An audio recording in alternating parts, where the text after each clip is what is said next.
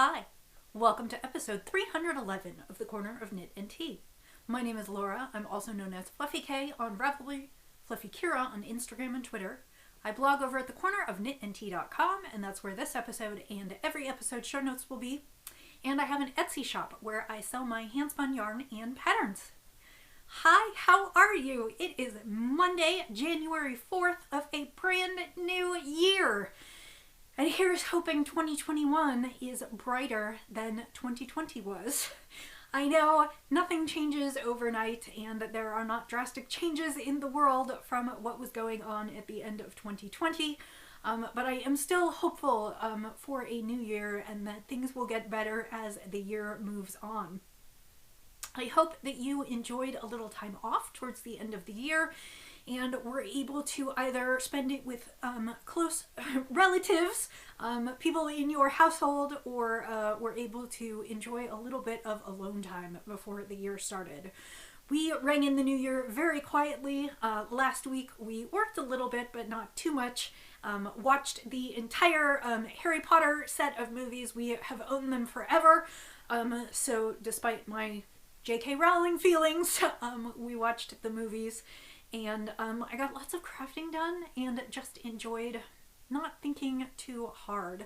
Of course, now it is Monday. It is January 4th and the new year is in full swing. And work is busy and I have crafting ideas, and so we're kind of back to the daily grind. But I hope that you are doing well. I am so pleased that you've decided to join me today. If this is your first time here, welcome. I hope you'll find a reason to hit the subscribe button or come back. And if you are a returning viewer, thank you so much for joining with me again. I'm looking forward to celebrating the new year with you and seeing what you're up to. So, I don't think I have any more news up front, so let's just go on with the podcast. Today, I am finishing a bag of Nirvana tea from Tea Runners, and I think we could all use a little Nirvana in our life. This is green tea, blackberries, raspberries, strawberries, figs, and peony petals, and it is kind of a smooth, sweet tea with lots of fruit flavors. And I am drinking that in my Oy Vey All Day mug, which I think I showed you last week. It was a Christmas gift from my mother-in-law. At this point, I'm alternating between just a couple mugs. I'll have to try and pull more mugs out and rotate through the collection. But I like this one. I've been refilling this one quite a bit. And then I've also been using my roastery enamel mug, which I love because it stays warm forever. So I am enjoying lots of tea these days. It got quite cold here late last week, and we actually even got a few inches of snow, which was fun. It was in the 50s for Christmas, so it was actually not that cold, but last week we got into the 20s and 30s. Of course, that's Fahrenheit, and like I said, we got probably somewhere between 2 and 4 inches of snow, which is not a ton, but it's enough, and today actually it has warmed up into the 40s, and there is sunshine, and it is starting to melt. So I don't think it will be with us much longer, and actually the next week looks fairly mild in the 40s, so I'll take it. I know I'm enjoying the sun because January can be very gray here, and to me, winter is exciting up through Christmas, and the snow is kind of magical, and then we get to January and it's kind of a slog through till spring. So, and I shouldn't say that it's been that bad this year because it really has not. We have not had terribly cold temperatures, and that was really kind of the first snow of the season, and I'm sure there will be more, but it's been kind of nice. So, and I was able to take a few photos in the snow. So I actually chose to wear this sweater today. This is the Humulus by Isabel Kramer, and Humulus is the word for hops or barley, and so it is the hops flower. And I chose to wear this today because I had talked to you last week and the week before about how I don't entirely love color work in yoked sweaters. And this was the last kind of real color work yoked sweater that I did. It might have actually, and it's not the first, but it is the most recent one up until the poncho that I was doing. And I wore it because I find that it is, and maybe it's just that I chose So some of it is that I think I chose a little bit of the wrong size for me because I've got a lot of extra fabric here, but some of it is that I really don't like, and also there are a lot of increases right here, and that may have something to do with it. But I find that even when I wear it, I get lines along my sweater sleeves. So you can see here where it's knit, and then you can see it kind of inches inward for the color work section and then back outwards. And I did use different size needles for that, but I also had some puckering in here, and it's not as flat as I would like it, particularly between these bottom motifs down here. You may not be able to see it. It may be me being very picky, but it did not lay as flat as I really wanted it to. And so when I started trying to knit the descent collar pullover, and also when I was working on the poncho that I'm about to show you, I had some concerns about how the color work was going to work out, and it was primarily because of my experience with this sweater. I am thrilled to say that my finished object today is the plume poncho, which was designed by Martin Story for a collection called Carousel, which was a collection of patterns that he put together for the Rowan Autumn Winter collection. And I am pleased to say that I am not only finished, but that my color work actually blocked out quite well.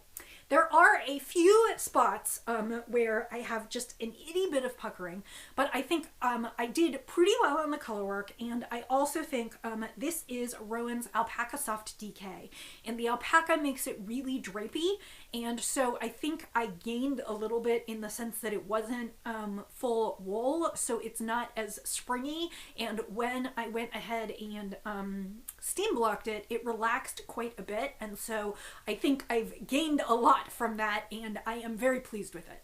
So again, this is a colorwork poncho. It's from the Carousel collection. It's designed by Martin Story. The poncho comes in a couple different patterns. There's also kind of a floral pattern. You can do it in springy colors. I chose to do mine in Rowan Alpaca Soft DK in Marine Blue and Rainy Day, which is the gray. And like I said, the poncho is worked from bottom up. I started at the bottom with a large cast on, and then you decrease over time through a series of decreases, and then working decreases into the colorwork chart. And it's funny because these are definitely feathers. Well, they look like feathers, but they also remind me a little bit of like a fish skeleton, like a fish bone. Anyway, I really like it. It's nice and cozy. I took some nice pictures outside in the snow, and I am super pleased. It was kind of the last finished object of 2020, and it is about 800. Well, I guess technically no. Technically, I finished it on the 1st, so technically it's the first finished object of 2021. But most of the knitting was done in 2020, and it came out to about 800 yards of knitting. So I am really, really pleased with that. Looking forward to wearing it, keeping warm on cool days. And I still don't know that I'll do a lot of colorwork yoke knitting. Because it's still not my favorite thing to do, maintaining the tension, but I really do like colorwork projects, and so I am pleased to have this one in my items to wear, and that it came out really, really lovely. So I'm very happy about that, and that is a finished object for this week. The other finished object, and this may have been the final finish of 2020, is I finished the hat that I was working on last week. The fun colored yarn is 2 If by Hand. It was their worsted in the colorway Lady Pilot, and unfortunately they are closed now. They moved on to other endeavors, and the blue was some Cloudborn DK that I got from, well, it's now Craftsy again, but I got it when it was, now I'm gonna blank on it, Blueprint. So it is the Cloudborn DK. So this ended up actually being the last hat. I did 7 this time around, and I'm pleased with that. Partially I stopped because I kind of got to the more drab colors in my stash. Excuse me. And I just need to amass more worsted and DK, and I'm sure I'll do more hats this year. I also have some fingering weight scraps that I would love to use up, but I just sort of decided that I was done this round and I was ready to cast on for some new things for the new year. So that's what I've done. Saturday, I went ahead and had a yarn winding party, set up my yarn winding station, and wound lots of yarn to cast on for some 2021 projects. The first one was one that I showed you last week. It was my Comfort Fade cardigan, which is a pattern by Andrea Mowry, who is Drea Renee Knits. And I showed you my fade last week that goes from gray through gray overdyed with red, through red, and then to black. And I just noticed I split a stitch, so I'm going to have to fix that later. I did cast on for that yesterday and get the first couple inches done. The Comfort Fade cardigan is a top-down raglan shaped cardigan with a huge shawl collar. So right now I am increasing quite a bit, and then I will get to the sleeves and then break those off and then continue to do the body. And I will start, I think the first section is, for my size, is about 4 1/4 inches. So I will knit to 4 1/4, and then I will start to fade in my next color. I am super excited to have this project done. I'm not unexcited to knit it, but I think I am even more excited to have a big shawl collar cardigan in this gorgeous superfine DK, and it just seems really, really cozy. And in January, I always just want to cuddle in with my sweaters and blankets. So just a little bit of progress so far. Like I said on this one, I worked on the poncho most of the week, and so this weekend I just had a little time to start some new things, and so that is that one. The sample that I have not started yet, but it is on the docket for this evening, is I am going to be knitting. It is a mosaic. I believe it's mosaic. I haven't looked at the entire pattern. It is called More Though, and I cannot remember who it is by, but it will be in the show notes, which are linked on my webpage, The Corner of Knit and Tea. And this is going to be a sample for Zen Yarn Garden, and this is a very beautiful wrap. It is knit on the bias, from what I can tell, and it is to be done in fingering weight, and 2 different yarns. One is sort of for the slip stitch portion, and then one is for the background. And Zen Yarn Garden sent me yarn for the sample, and so the shawl is going to be done in their silk Serenity Silk Plus base, which is, I think these are, yeah, Serenity Silk Plus, which is 75% superwash merino, 15% cashmere, and 10% silk. And I have a skein in the natural that is undyed, and this will be used for the slip stitch portion. And for the background, they sent me one of their, well, 2 of their Luxe cakes in the raspberry colorway. So that is the label. And the colors are pinks and purples. And I have 2 of these, so I will be fading these in and out throughout the background. And it's just going to be a really, really pretty wrap. I think it will be lovely both now and for spring. And my hope is to get through this in this month. It's about, I want to say 1,600 yards of knitting, so it's quite a bit, but or 1,500 yards, maybe 1,600, but my hope is to get through that this month, maybe the sweater and this wrap this month, and get those off to, well, get this one off to Zen Yarn Garden for spring projects. I also have a little more yarn from them to do one more top tee, so I'm hoping to do that in February, so that will be ready for spring as well. So again, I'll be casting that on tonight, and you will see that next week for a little bit extra. These Luxe cakes are absolutely amazing. Like I said, it's cashmere, silk, and merino. Yes, superwash merino, cashmere, and silk. And these are 150 gram cakes, 750 yards. So 1 is enough to do a sizable shawl, but 2 is enough to do a wrap that will cuddle you until the spring. So I'm super excited about these, and actually I have several of these on my own. It's so funny because I'm constantly knitting Zen Yarn Garden samples, which I love, but they also have given me quite a bit of yarn, and I've purchased some of the yarn over the years, and I rarely get to knit with it because I'm always working on their samples. So that's part of the reason I'm excited about working on the Comfort Fade cardigan, because I'm getting to use up some yarn in my stash and work with some of their lovely stuff that will stay with me this time, but I also work a lot with their yarns to go back to them. So those are the two projects that I have on the needles right now. I have a few other things planned, nothing super specific for this month, but I have lots of things that I'm thinking about, and I wouldn't put it beyond me to pick up another small project or two, hats or cowls, or, excuse me, or something else little, just something for a little bit of instant gratification this month. I did not start hand-spun socks, which I had talked about, and I had sort of started on another project, but I got waylaid. Do you ever find a pattern or want to do a project and then you can't decide what yarn to use? I have been going round and round and round about this project. I guess I can talk to you about it. A while ago, I bought a kit for Stephanie Earp's Yoke O'Clock. And basically it is a pattern, and for a while she was also selling materials kits for a clock. And so the pattern itself is to knit a round piece that will fit over a clock face. And the way she originally wrote the pattern is that it is written like a yoked chart, and so it looks like the yoke of a sweater. And I really, really wanted to knit it because I love the way it looks. It's a colorwork project. And then again, I got a little stymied in my colorwork yokes and wasn't sure whether or not I wanted to knit it in the two-color colorwork. So then I decided that maybe I would use some of my hand-spun to knit the clock face, the pattern for the clock face, and I would just do the increases, but I would just knit it in hand-spun. I wouldn't do the two-color knitting.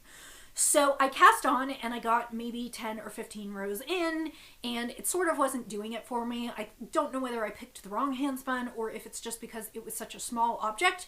What I really wanted the look of was when I've done some pullovers in handspun and you see like all the different beautiful colors and you know, just like bands of color. But the problem is that particularly at the center of the clock, the rounds are very short, so there's not a lot of color progression, and I just wasn't sure if I would get the color progression that I wanted to make it look, I mean, I really wanted it to be very stripy. So then I rethought things and thought, what if I used some of my self-striping sock yarn and knit a really pretty clock face in self-striping sock yarn? So I went through my stash and I pulled out some self-striping that I really liked, and I wound it up and I started to knit it, and I just wasn't feeling it.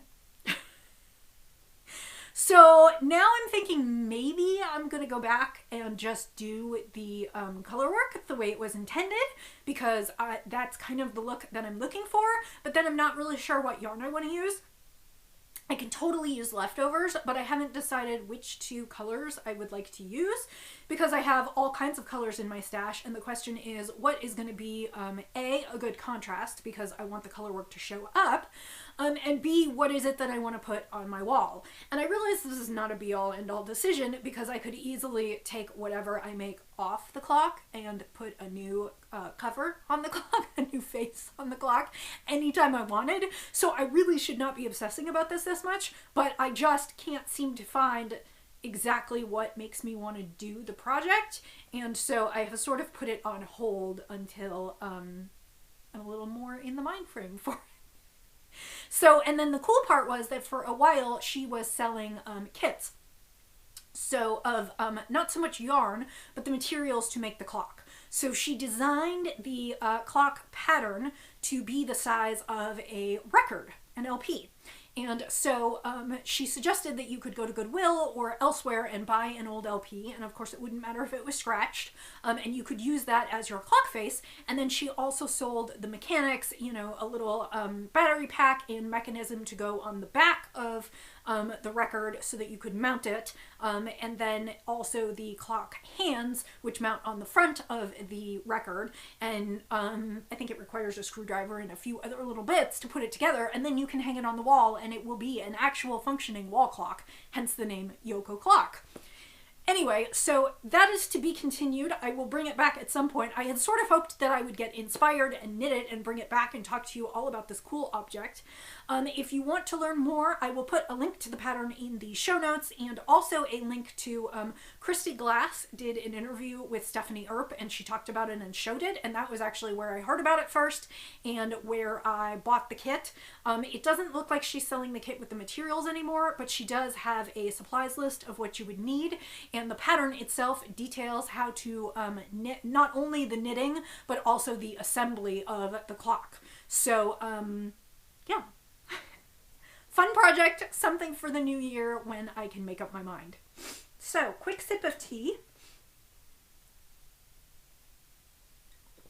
It's been cold, so we have the heat running constantly, and my nose is running, and I'm a little congested.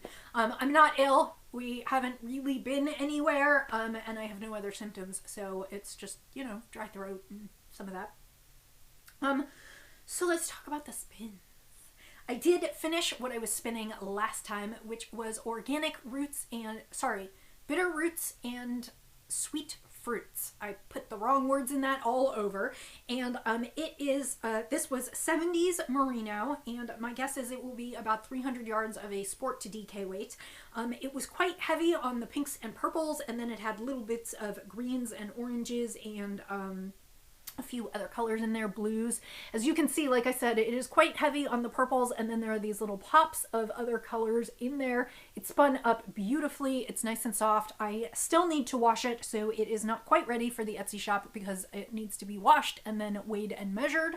But I know approximately how much yardage I will get, and that one is off the wheel. This was the first finished spin of 2021. It was worked on during 2020, but I actually plied it on Saturday. So that one is, no, I plied it yesterday, Sunday, while I was watching the Bridgertons. I don't know if any of you have watched that. I watched it all on Netflix this weekend, and it was lots of fluff, but just kind of delightful. And I will actually say I thought about reading, well, I didn't think about it. I wanted to read the book before I actually watched the series on Netflix, and so I did. Well, technically I listened to it. I got the audiobook, and I listened to the first book in the series, and I have to say that I actually really liked the Netflix series much better. I liked their expansion on casting. I liked the way they, the broad points are the same, but I liked the way they navigated to certain situations quite a bit better, and I just thought it was really, really well done. And like I said, it is not fine theater by any stretch of the imagination. If you are looking for accurate historical period dramas, this is not it. But if you are looking for some fun and a good place to escape for 8 hours, it was delightful. The casting was delightful, and I really, really enjoyed it. I hope there will be, they leave the ending open for more seasons, and there are a whole series of books, so I'm hoping that we'll see more. Anyway, that was a little veer off topic, but this is, again, bitter roots and sweet fruits, and this should be up in the Etsy shop later this week, and it is just really, really pretty. I decided to switch from here to something completely different. Interestingly enough, this was Hello Yarn. It is still Hello Yarn. It is something that I purchased in a D-stash, and it is quite old. It did not have a date on the label, but it is not at all what I would normally consider Hello Yarn's dyeing style. Adrienne of Hello Yarn really likes, she really likes certain colorways, and she has sort of a dyeing sense. But quite a lot of her dyes are pretty saturated. It's not that she doesn't love leaving white fiber, it's that in general she doesn't work in pastels or pale colors. She generally works with really beautiful kind of saturated tones. And so when I found this one on a D-stash ages ago, I immediately thought it was kind of interesting and bought it.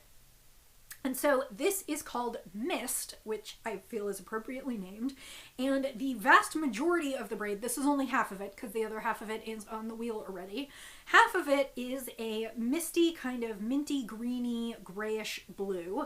Kind of, you can see that over here. I don't know if it's showing up well in the camera because what I'm seeing is not a great color representation. But then the other bits are kind of a yellow and a pink, like a mauve. And so it is super, super pale and not at all what I am used to when I spin Hello Yarn fibers. And I thought that made it really interesting, and it reminds me, it's just so delicate, and I feel like January tends to be, well, very gray and bleak, but also I don't know, like it reminded me of not a ton of color, just kind of neutrals and delicate colorways. And I suppose maybe it would be better for spring as buds are bursting through, but it just made me, I don't know, I just liked it. And so I pulled it out to spin this time. I do try and vary my spinning a little bit so that I am not always spinning Hello Yarn Fiber, but I find that it is the majority of my stash.